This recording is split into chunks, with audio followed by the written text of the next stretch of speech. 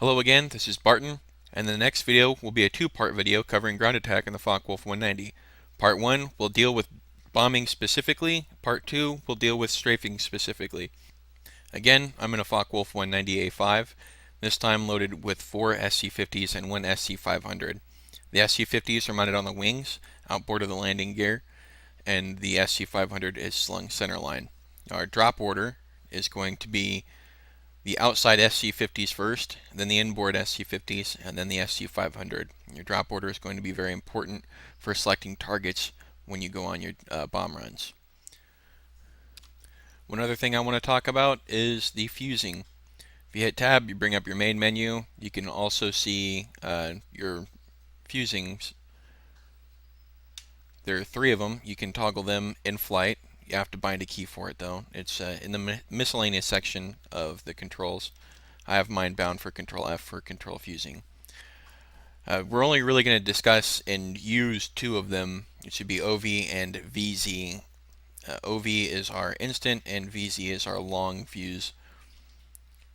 MV is in between, kind of. There's really no difference between MV and OV, so we're not going to use it. Obviously, OV and VZ have different times that you would use them. OV, the arming takes 3.5 seconds. For when you pickle the bomb, it's got a free fall for 3.5 seconds, and then it's armed and will detonate instantaneously upon impact with the ground. Now, VZ arms in 0.7 seconds, and the delay is 14 seconds. Now, if you drop either of these from an altitude lower than what is required for them to arm fully, when they hit the ground they will automatically arm and default to the 14-second delay.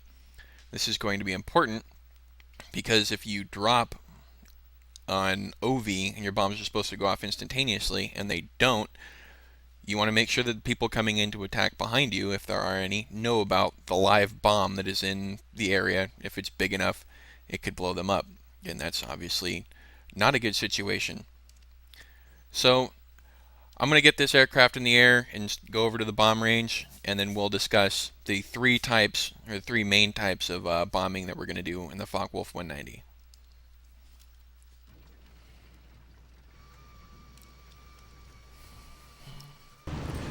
Alright, now I'm getting in the area of the bomb range. The way I'm going to do this is I'll discuss one of the 3 tactics of bombing in the Focke-Wulf 190, discuss the pros and cons, and then I'll demonstrate it, and then I'll give an external view to the bomb run so that you get both an internal and external perspective of what's going on during all of the tactics. And the first one we're going to talk about is low altitude level bombing. In this one we're going to come across the targets at about 50 meters off the deck and just drop the bombs right on top of them. Our ingress to the target, unless it's briefed otherwise, is usually going to be around 1,000 meters or more, and this is for 3 reasons. One, it gives you altitude to navigate on your ingress. It also gives you enough altitude to work with if you have to go to defensive for any reason. If you have to pickle off your bombs and become a fighter and fight your way out against enemy aircraft, it gives you a little bit of altitude to work with. And lastly, once you get to your target area, if you still have your bombs, you can trade that altitude for airspeed and get to and through your target a lot quicker, minimizing your exposure to enemy fire and getting back over friendly lines as quickly as possible. Alright, so I've backed away from the bombing range to simulate arriving into a target area, and it's off my 11 o'clock now. Usually you're going to start your dive just outside of AAA fire, about the time 75 or bigger millimeter flat cannons are going to be able to shoot at you. Although you might have to delay it a little bit longer if you don't know exactly where your targets are. If they're buried into a city or something like that, you might have to wait a little longer so that you can actually get a good bearing on where your targets are. So full throttle, dump all of our altitude for airspeed. We're going to stay as low as we can and drop our bombs. Staying low, staying fast on our egress. You don't look over your shoulder, you just keep on going.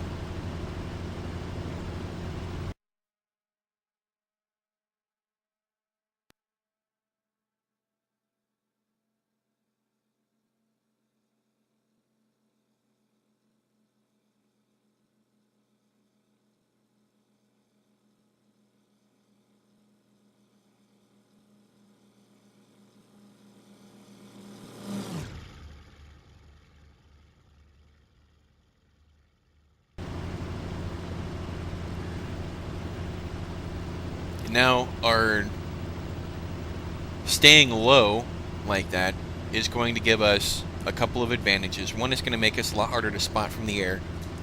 Two, it's also going to make us a lot harder to hit for anti-aircraft guns, as they're going to have to swivel faster because you're at a lower altitude. You're going much faster than normal, and buildings and things like that can get in their way. So their line of sight to you can be obscured, and they might not even have a shot. So depending on where their guns are positioned, they might not even be able to shoot at you throughout your entire attack run. However, it does have a lot of cons. One of the cons is that if someone does spot you down low, you're easy to jump. And if you do get jumped on your attack run or your egress, you don't have any altitude to work with. So there's only three ways you can go: left, right, or up. And those usually aren't good things to do when you're defensive. So you're going to have to rely on each other when you're down there to clear each other's six. And it's also a very good idea to make sure that you have at least some sort of high cover that can come in and help you out. I wouldn't ever, have everyone go in and use this tactic, as that would be somewhat suicidal, unless, of course, there's absolutely no air cover or enemy air cover in the area. Alright, the second tactic that we're going to use is glide bombing. Now, glide bombing can be done with anything from a 10 to 15 all the way up through, say, a 55-degree dive angle. Above 55 degrees, it starts to get into dive bombing, and that's the next thing we're going to talk about, but I'll delay that for later. Glide bombing, you're basically lobbing the bombs onto your target, much like your low altitude level bombing. However, being in a little bit of a dive, you have a little bit more reference as to how the bomb's going to drop. It's not, just all timing, although timing is a huge part of it. And it's pretty easy. Most people default to this, but we'll go ahead and give you a demonstration here in a minute, as soon as I can get myself set up. And I'll glide bomb those guys. Alright, here we go.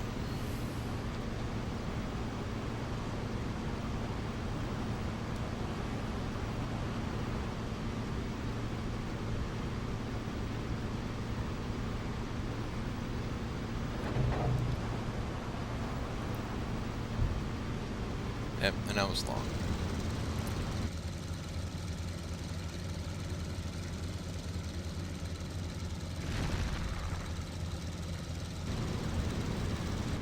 Wasn't really too well set up for it, but you're basically just going to put your crosshairs on the on your target or slightly above your target and just descend into them and drop your bomb. It takes a little bit of practice, get your timing down, but it's a lot more accurate than level bombing in the Focke-Wulf 190. Alright, last but certainly far from least is dive bombing. Dive bombing is a lot like glide bombing, but at a much steeper angle. And in this, it's going to be a lot more accurate because you're going to be spiking your bombs down onto the target rather than just lobbing them down. And for this demonstration, we will select these 5 twin-engine bomber mock-ups as our targets. I don't think I'm going to be able to get all of them, but hopefully I can get as many as I can. That's they are. Right now I'm at 800 meters, so I'm probably going to need to get a little bit more altitude. So I'm going to egress a little bit, climb up, and then set myself up. Alright, let's talk about some of the pros and cons of dive bombing. One of the pros is that it's very accurate and it's very efficient. Your attack run usually doesn't take that long, the attack run itself. Most of it's going to be set up and then egress. It also gives you an immense amount of speed for your egress. However, that can be in itself a con, so you have to be aware of how fast you're going, because you can rip your wings off in just the dive, and at a much slower speed you can rip your wings off pulling out of the dive. So you have to be aware of that constantly. Also, if you get up to around 85 to 90 degrees of dive angle, it starts to get confusing, and you'll see that here in a minute. But I'm going to pause right here and discuss what's going on with my setup here. I'm starting to ingress to the target. I've offset myself to the left, putting the target off to my 1 to 2 o'clock. As I get closer to it, it's going to start to approach the leading edge of my wing. Once it gets to the leading edge of my wing, I'm going to start dropping that wing. I'm going to start giving a little bit of right stick. And that way I'll be able to keep my visual on the target all the way up through, up to and through my run. This also makes it easier to keep track of where the target's going to be if I have to look over my shoulder to check where my wingman is or check my 6 for enemy aircraft. But it's also, the closer I get, the more I'm going to have to drop my right wing, and that is going to put me into a turn. So when I offset, while I'm dropping my wing to keep the target in visual, I'm going to start a tighter and tighter turn and go directly over the top of our targets. As you can see here, as I get closer, it's starting to approach the leading edge. And right about here, I'm going to start dropping my right wing.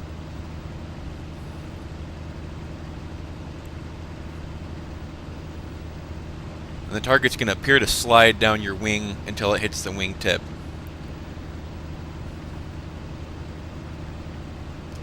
Once your target is at or just after your wingtip, that's your cue to start your attack.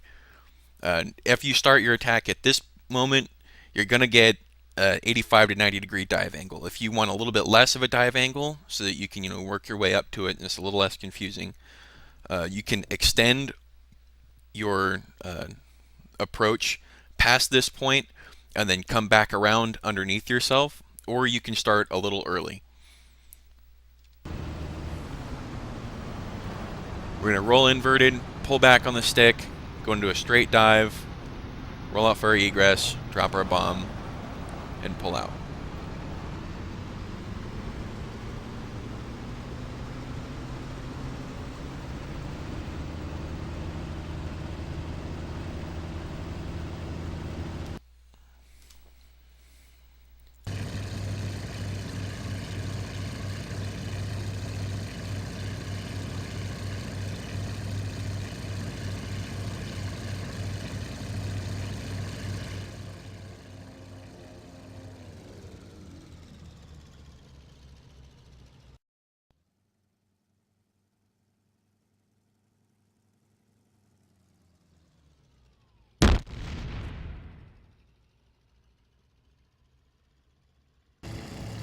That will conclude part 1 of the ground attack on the Focke-Wulf 190.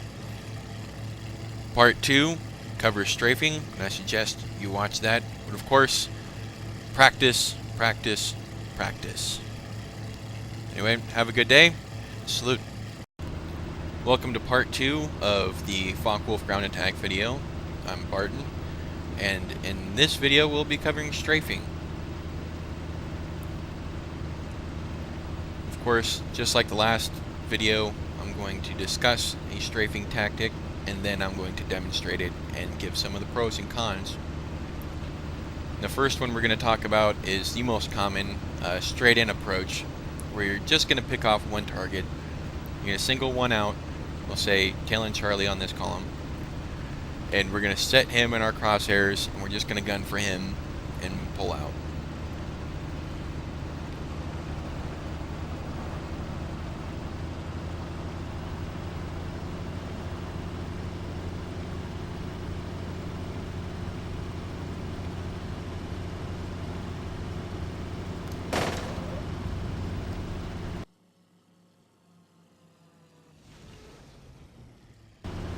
Pretty straightforward, pretty effective.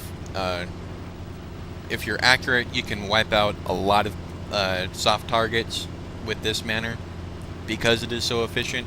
However, it is kind of time consuming considering that you're only really getting one target at a time. So in situations where you need more than one target, you can use this method, which is pretty much the same as the first, with added rudder. So you're going to line up with a target, and then once you start firing, you're just going to kick rudder.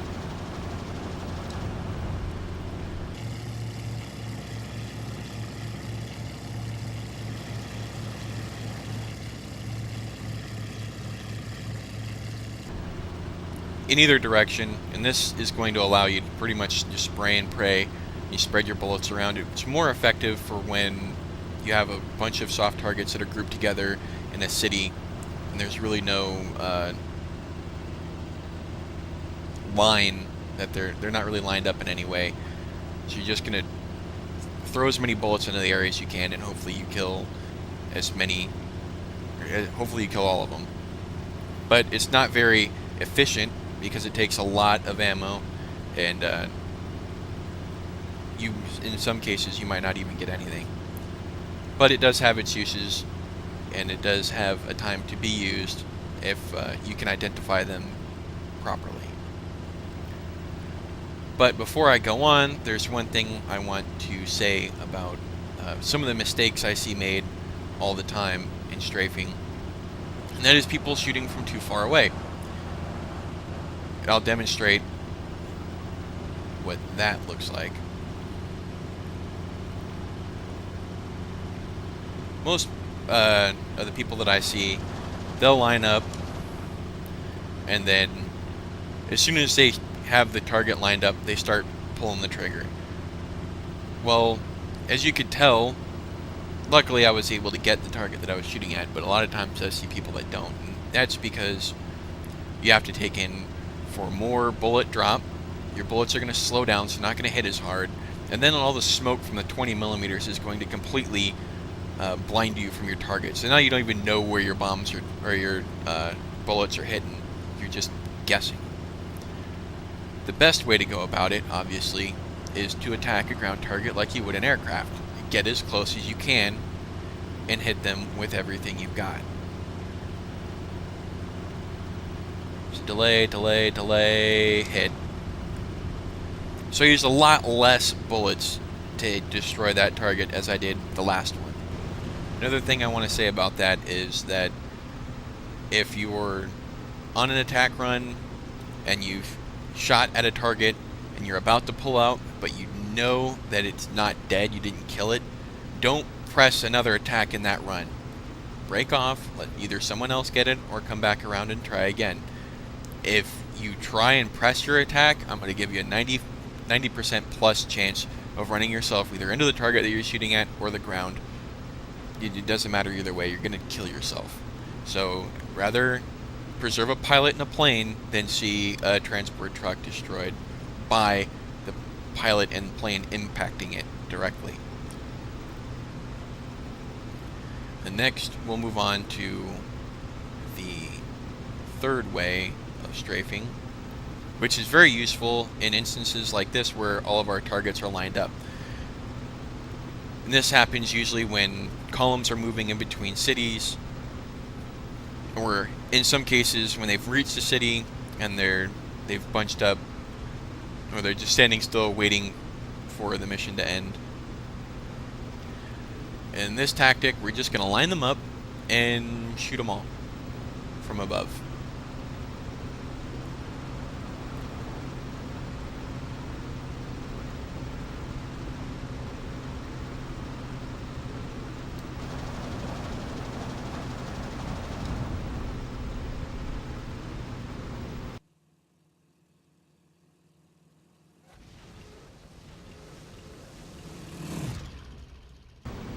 Obviously, that's a lot more efficient time-wise than it is bullet-wise. Your accuracy is not going to be as good, but you're going to have an opportunity to hit a lot more targets in one run, which is good if you're pressed for time. However, if you do have the time and you've got plenty of ammunition and you're not really pressed by enemy action, go ahead and take your time and pick them off in an efficient manner. That way, at least if an aircraft does come into the area, you have ammo left over to fight in an air-to-air battle. If you spend all of your ammo dropping ground targets and then an aircraft stumbles upon you, you're going to be kind of screwed. So those are the main three tactics. And the fourth one I want to show you guys is one that I developed myself. This one's going to take a lot of skill and brass balls, basically. It's a mixture of the first one and the last one, where we're going to get close, we're going to be efficient like the first one, and then we're going to line all of them up like in the second one. Now, how do you do that, you ask? Of course, I will show you. And I'm going to attack that column. We're going to start off with a slight angle, and we're going to come in from the side.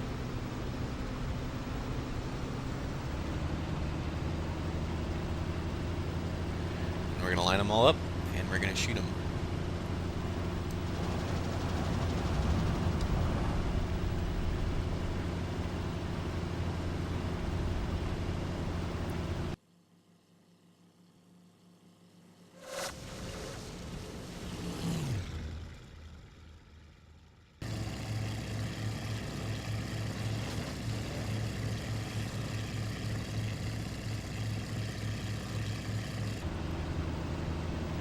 So let's see, out of the first, see, I got 2 there, I didn't get any there.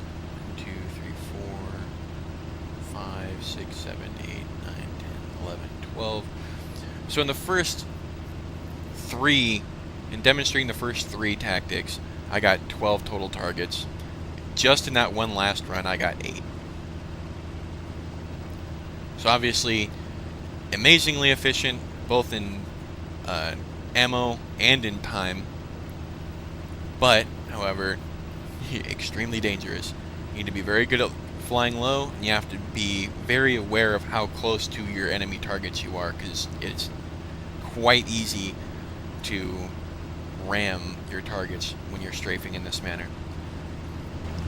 Alright, so we've covered all 4 of the ground attack or strafing runs for the Focke-Wulf 190. I hope that you all practice them as much as possible. Of course, practice, practice, practice, and get as close as you can, as often as you can, and use as little ammo as you need to destroy your ground targets. But I will see you guys in the air.